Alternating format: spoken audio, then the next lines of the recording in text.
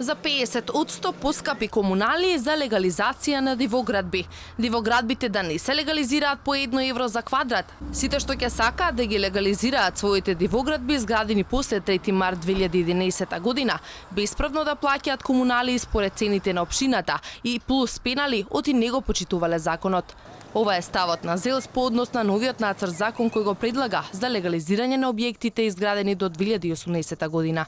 Градоначалникот Шилегов вели дека целта е да се најде решение за дивоградбите, но без да се дискриминираат оние што уредно плаќале комунали и досега. Не смееме како институции, како држава да дозволиме стимулирање на бесправна градба на било каков начин.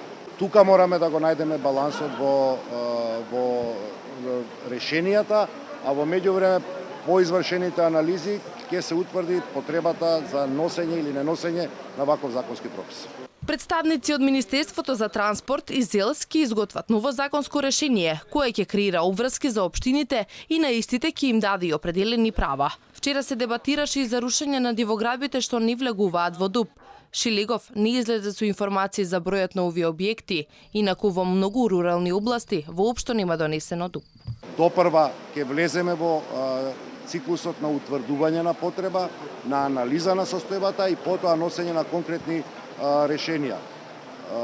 Отварањето на ваков тип на меѓуинституционална дебата не значи дека ќе заврши можеби со носење на законски прописи. Според податоците со кои располага ЗЕЛС, во земјава во моментот има над 70.000 дивоградби, најмногу индивидуални, но и деловни објекти, кои би можеле да бидат предмет на легализирање. Новиот закон треба да биде донесен оваа година.